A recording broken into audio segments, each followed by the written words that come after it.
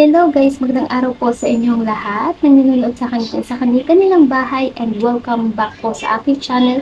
This is Mama Dance Vlog. Sabi po nila, sharing is caring.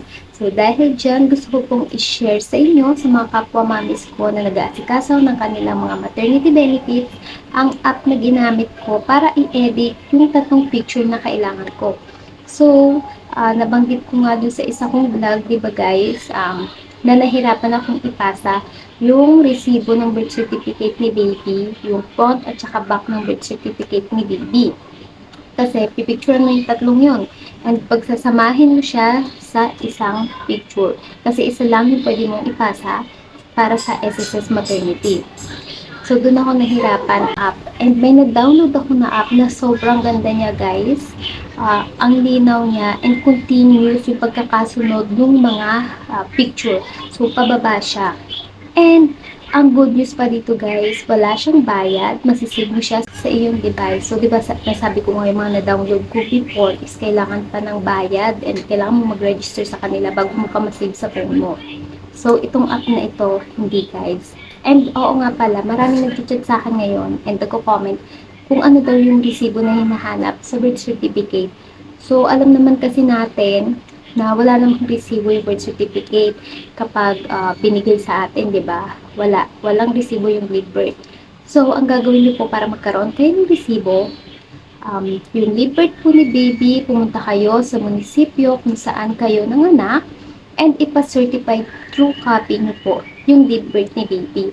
So, pag certified true copy nyo po yun, magkakaroon kayo ng resibo, and yun po yung resibo na isasama nyo sa picture ng date birth ni baby. So, yun yung kakailanganin nyo. Pero kung kayo naman po is mga late filing, so, ang need nyo po is PSA na ni baby. So, pag kumuha nga kayo ng PSA ngayon, merong resibo yun. So, wag nyo pong itatapon dahil kakailanganin nyo po yun. Okay, so, ayun guys. Ano nga ba yung app na tinutukoy ko dito? Simulan na natin ang ating video. First step guys, syempre pumunta tayo sa ating mga Play Store at i-type natin ang merge at ganito po yung lalabas. Ito pong PDF merge sa baba ang i-click nyo and i-download nyo lang to guys kasi sa akin nakalagay open kasi na-download ko na. So ayan, i-download nyo lang yan. Tapos, punta na tayo sa mismong app after nyo ma-download. Ito yung itsura ng mismong app pag in-open natin. So, i-click lang natin itong merge PDF. Ito po yung lalabas. So, i-click lang natin yung plus sign dito sa baba.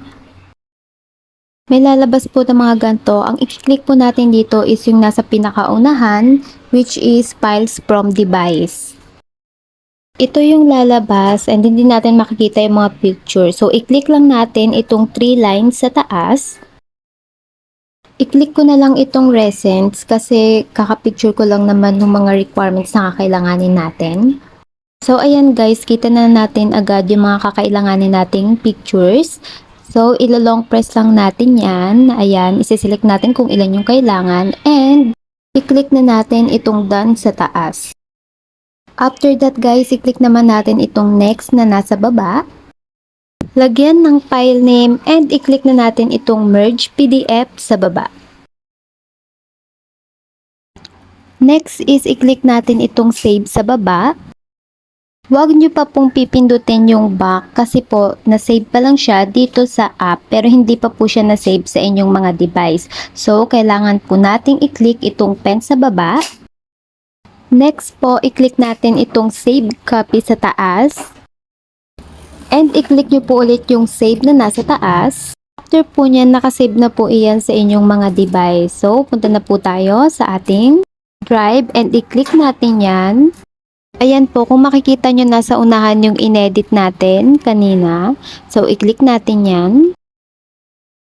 Ganito yung lalabas guys and pwede nyo yung paliitan gamit yung 2 fingers nyo para makita nyo lahat ng papers. And i-click naman natin tong 3 dots sa taas para makita yung ibang details. Scroll lang natin pataas and click natin tong details and activity. So, ayan guys, as you can see, yung size ng ating picture is 523.3 KB lang. Malayo sa limit ni SSS na 3 MB. Ayun guys, that's it for today's video. Sana naintindihan nyo and sana po makatulong sa inyo itong share kong app. And napakaganda niyan guys. So sana makatulong talaga sa inyo and mapadali yung pagpapasa nyo ng inyong mga math 2. So ayan guys, good luck sa inyo and sana ma-approve kayo dahil sobrang laking tulong din talaga ng ating maternity benefit. So yun lamang po for today's video and maraming salamat po sa mga nagsusubscribe at sa mga nanonood ng aking vlog. So, ayan, sana nakakatulong ako sa inyo. And, samahan niyo po ako muli sa aking susunod na video. Thank you for watching, guys. Bye!